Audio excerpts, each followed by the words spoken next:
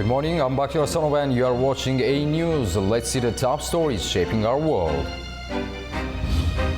NATO leaders backed a significant increase in defense spending during the summit in The Hague. American President Donald Trump says U.S. to hold nuclear talks with Iran next week. Ukrainian President Volodymyr Zelensky signs deal with the Council of Europe to set up Tribunal for crimes against Ukraine.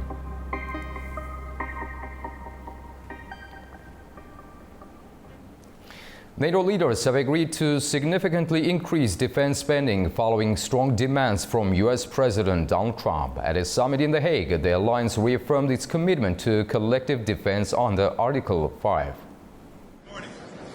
At the NATO summit in The Hague, leaders from all 32 member states endorsed a major hike in defense spending, a move strongly pushed by U.S. President Donald Trump. The alliance approved a new target of 5% of GDP, including 3.5% for core defense capabilities and 1.5% for broader security infrastructure. The new targets mark a significant increase from the previous 2% goal and will be phased in over the next decade. In a 5-point declaration, NATO formally backed the elevated spending objective, a move aimed at satisfying US calls for greater burden sharing, while also addressing European concerns over mounting security threats from Russia in the aftermath of its 2022 full-scale invasion of Ukraine. The countries have to find the money. It's not easy. These are political decisions. I totally recognize that. But at the same time, there is absolute conviction with my colleagues at the table that given the threat from the Russians, given the international security situation, there is no alternative. We've got to do this. However, the Kremlin has criticized the summit, accusing NATO of militarization and portraying Russia as a threat to justify the increased spending. President Trump declared the outcome a great victory and expressed hope that increased spending would benefit U.S. arms manufacturers. This is a monument really to victory, but it's a monumental win for the United States because we were carrying much more than our fair share. It was quite unfair, actually. But this is a big win for Europe and for actually Western civilization. However, Trump also threatened to impose harsher trade terms on Spain after its prime minister said Madrid could meet its NATO obligations without hitting the 5% mark. French President Emmanuel Macron raised concerns over proposed US trade tariffs, warning they could undermine allied cooperation. Meanwhile, NATO Secretary General Mark Rutte praised Trump's role, calling the alliance now stronger, fairer, and more lethal. Ukrainian President Volodymyr Zelensky met Trump privately after attending the summit's pre-dinner, but was not part of the main session. Despite underlying tensions, leaders reaffirmed their unity under Article 5, declaring that an attack on one is an attack on all. And the next NATO summit is scheduled to take place in Turkey in 2026. And now there are more details about a plan aimed at increasing NATO countries' defense spending to 5% of their GDP, up from the current 2%. However, the new target will be measured differently. NATO leaders have been presented with a new defense spending target at a summit in The Hague, as demanded by US President Donald Trump. The plan suggests that NATO members should spend 5% of their GDP on defence and broader security investments. This is a significant increase from the current 2% goal, which was set at a summit in Wales in 2014. However, the new target will be measured differently. Members will be expected to spend 3.5% of GDP on core defence, troops and equipment, which matches the old 2% criteria.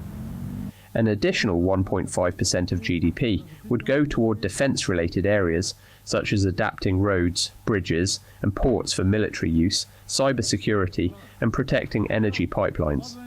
In 2024, NATO countries spent over $1.3 trillion on core defence, up from about $1 trillion a decade earlier in constant 2021 prices. But if they had all spent 3.5% of GDP last year, total spending would have reached around $1.75 trillion. The proposed increase is driven by Moscow's ongoing war in Ukraine and concerns about future threats from Russia. Pressure has also come from Washington to boost spending, especially as Europe faces the possibility that the US could withdraw some troops and capabilities. Still, not every NATO member is on board. Spain's Prime Minister Pedro Sanchez says his country can meet its military goals with spending at 2.1% of GDP. Spain approved the draft summit statement containing the new target, but made clear it will not spend that much. NATO officials say there will be no opt-out. Spain's spending will be tracked and, if it falls short, must rise. Britain, for its part, says it will overhaul its defence strategy to counter Russian threats, nuclear risks and cyber attacks by investing in drones and digital warfare rather than relying on a larger army. Responding to Trump's call for Europe to take greater responsibility for its security, Prime Minister Keir Starmer has pledged the largest sustained increase in British defence spending since the end of the Cold War. Compared to Russia, NATO countries spend a smaller share of GDP on defence, but collectively they vastly outspend Moscow.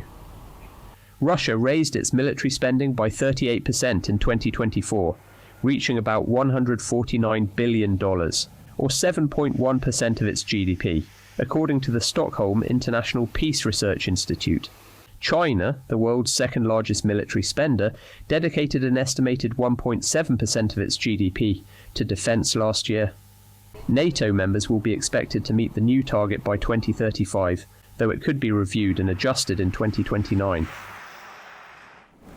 A new international tribunal will prosecute Russia's leadership for launching the war against Ukraine. It is the first such court established by the Council of Europe human rights body, operating outside existing legal bodies. Ukrainian President Volodymyr Zelensky has signed an historic agreement with the Council of Europe human rights body to establish a special tribunal dedicated to prosecuting Russia for the crime of aggression against Ukraine. The signing ceremony took place in Strasbourg, where Zelensky was welcomed by Council Secretary-General Alain Berset.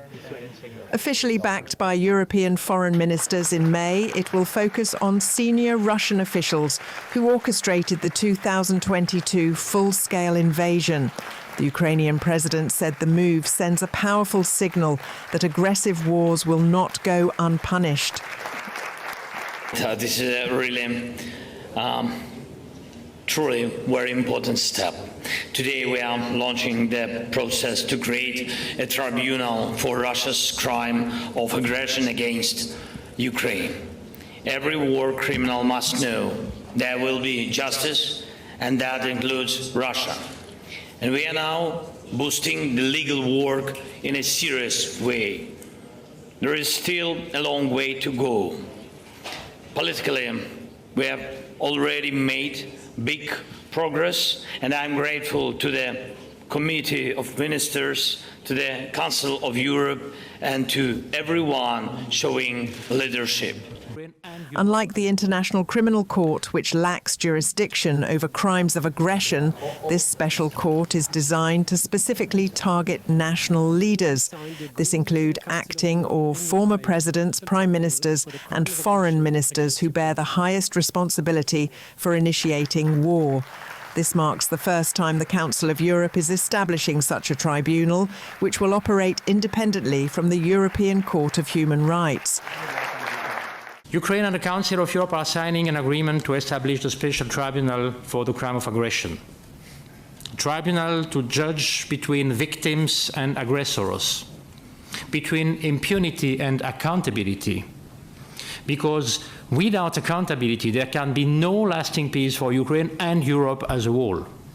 The International Criminal Court in Hague has already issued war crimes warrants for Russian President Vladimir Putin for unlawful deportation and transfer of children during the Russia-Ukraine war. However, this new court will address the core act of launching the war itself. A dedicated registry has already documented more than 34,000 instances of war-related harm, including civilian deaths, torture, sexual violence and destruction, which may serve as evidence in future prosecutions.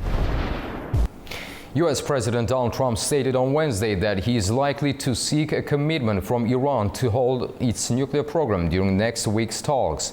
Trump, who helped negotiate a ceasefire, told reporters at a NATO summit that he wasn't particularly interested in restarting negotiations with Iran, insisting that U.S. strikes had destroyed its nuclear program.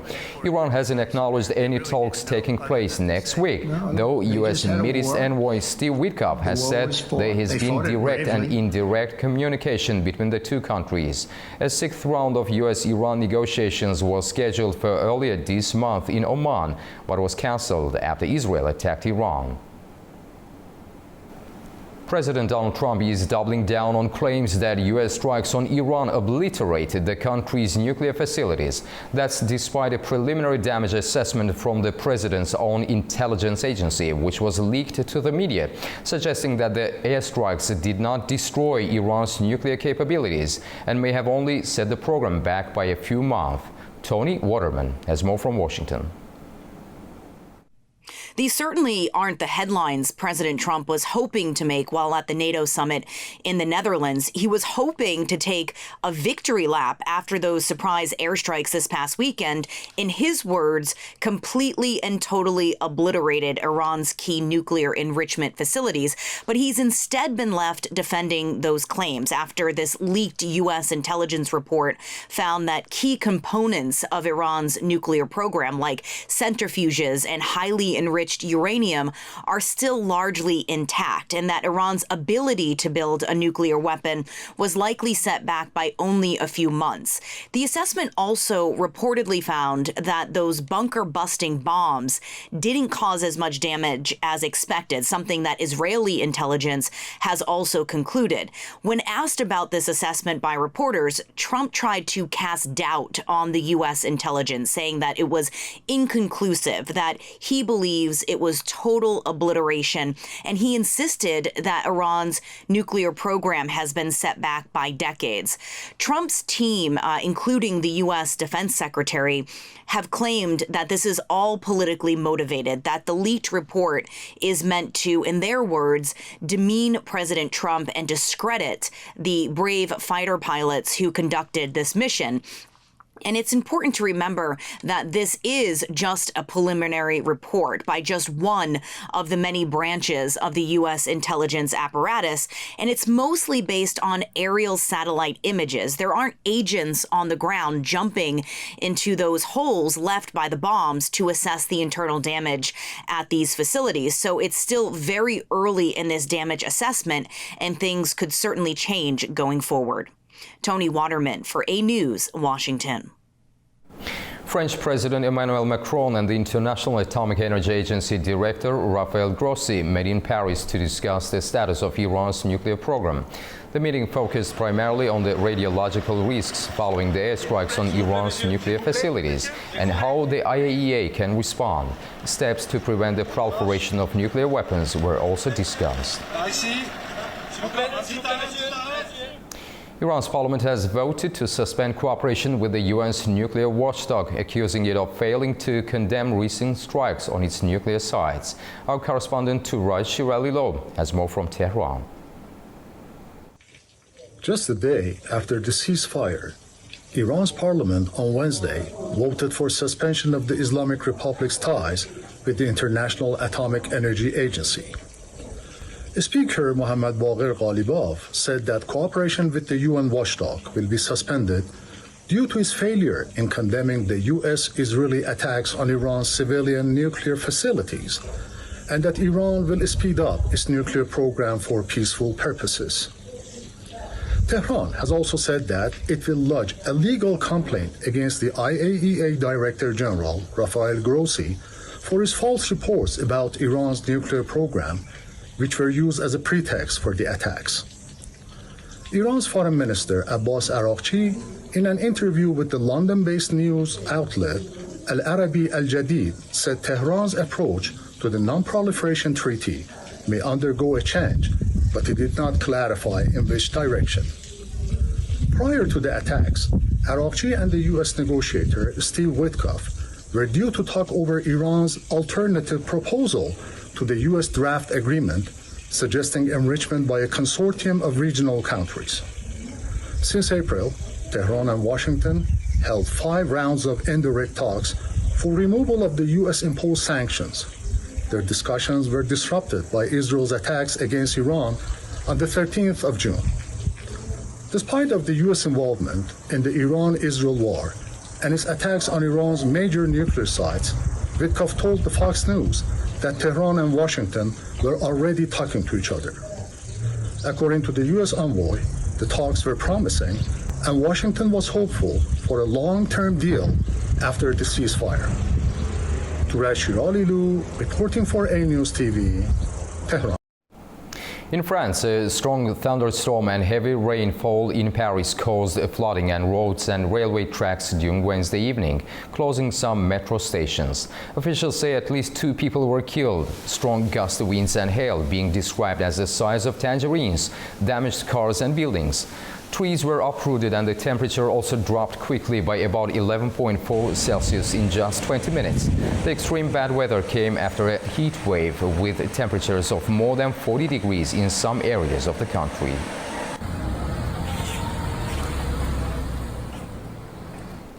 For the 3rd consecutive day, New York City faces an extreme heat warning, prompting officials to activate emergency plans as residents seek relief from sweltering temperatures. The city continues to cope with widespread impacts as its intense heat wave proceeds. New York City remains under an extreme heat warning, with real field temperatures exceeding 37 degrees Celsius for a 3rd consecutive day. In response, the city has activated its heat emergency plan for the first time this year, while Governor Kathy Hochul has declared a state of emergency across 32 counties. Thousands of residents are seeking relief in cooling centres and public pools, while others have headed to nearby beaches. Well, it was really hot, and yeah, we were just home, so I thought maybe the beach would be the best place because it's too hot to go to the bar. I used to worship the heat back in the day, years ago, when I would tan for the beach and just lay out there and absorb the sun. But right now, I take care of my skin because it's very damaging and it's just extremely too hot, and the heat seems to be worse from when I was growing up. It's a lot hotter and it seems like it's dry and it's just too intense.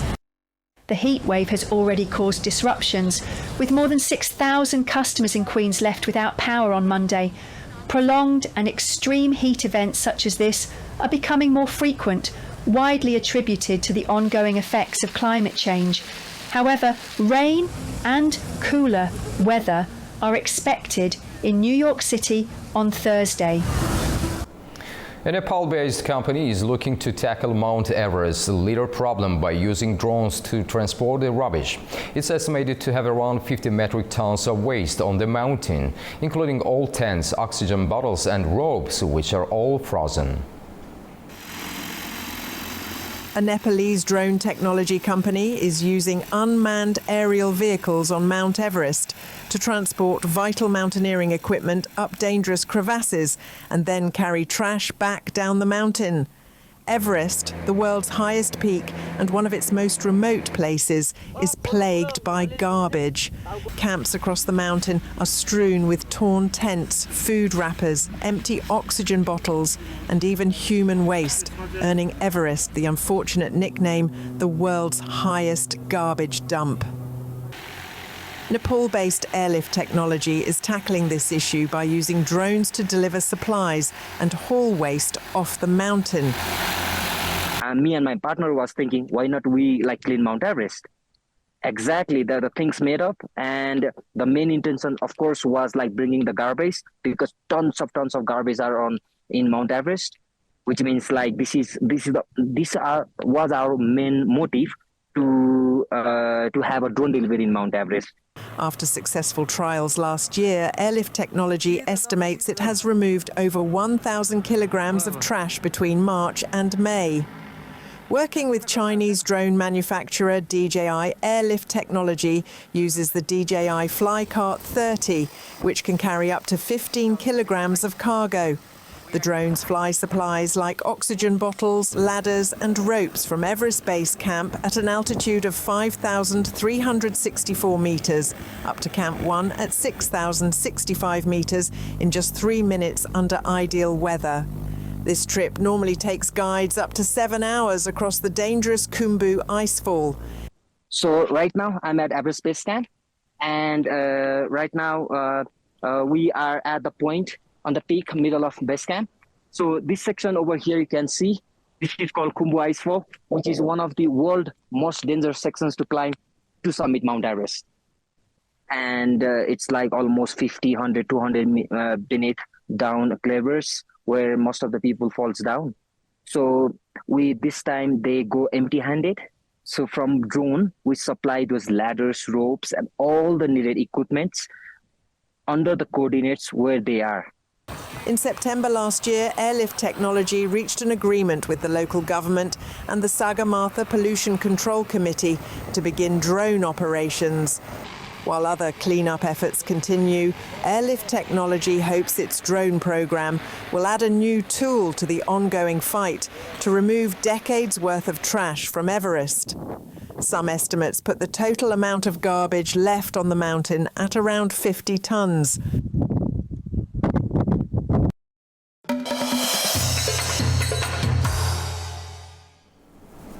Armenian security forces have raided homes targeting opposition supporters following claims of a foiled coup attempt. Police reportedly searched properties linked to the Armenian Pan-National Unity Party, founded by fugitive ex-official Migrant Pogosyan. Local opposition figure Seva Khachaturian said several residents were taken in for questioning. The investigative committee said it had disrupted an unconstitutional plot to seize the power. Prime Minister Nikol Pashinyan blamed criminal oligarchic and clerical circles for what he called a massive and despicable attempt to destabilize the country. The Iran-Israel ceasefire is now in its third day, but uncertainty remains. As evacuations continue, both sides are trading blame for alleged truce violations. Zainab Farizadeh has more from Astara. It is the second day of the ceasefire between Iran and Israel, but the situation remains uncertain. Both sides are now accusing each other of breaking the truce. Here, at the Astara border, crossing evacuation continues. The latest group of evacuees includes citizens from the UK, Germany, Italy, China, Japan, and beyond. These evacuations are being carried out with strict checks and proper documentation. Many people said they were thankful for the hospitality and good organization they found here. You can watch interviews with evacuees on our news report and on our social media pages.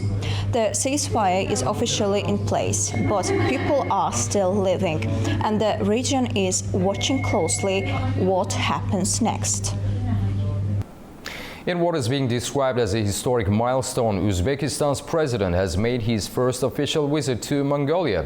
The two countries signed 7 agreements and pledged to dramatically boost trade, while also launching a new transport corridor through Kyrgyzstan and China. According to the press service of the Uzbek president, this first official visit to Mongolia was described as a historic milestone in strengthening friendship and expanding cooperation between the two nations. At the heart of the talks was economic partnership. A trade house featuring a permanent showroom of Uzbek products has already opened in Ulaanbaatar, a real and walking platform for building stronger business ties on the ground. The two leaders also agreed on practical areas of industrial collaboration, where their economies naturally complement one another.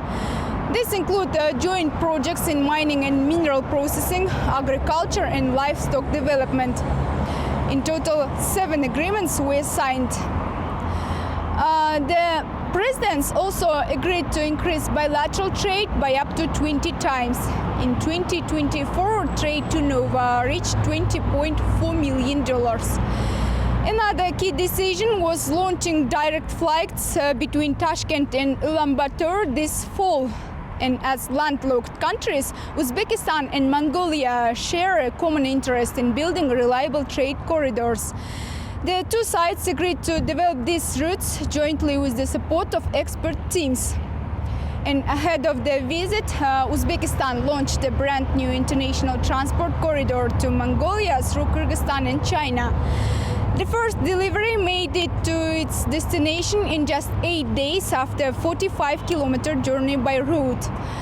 The route presents some geographic challenges as parts of it pass through the Altai Mountains, reaching elevations of up to 1,500 meters above sea level. But despite the challenges, this alternative corridor could play a key role in regional logistics, cutting both delivery times and costs for Uzbek businesses looking to reach the Mongolian and North Chinese markets. Fariza Kalimurzina, Anewz, in Almaty, Kazakhstan. The National Bank of Georgia has increased the country's international reserves by over $613 million since the start of the year. That's according to the bank's latest update. In May alone, more than $245 million were added through interventions on the B-Match platform. Total reserves reached $4.6 billion by the end of May. The National Bank of Georgia says growing reserves is vital for maintaining macroeconomic stability. The next update on foreign exchange operations will be published on July the 25th. We are done for now, but don't go far. Stay tuned for more updates and have a wonderful morning.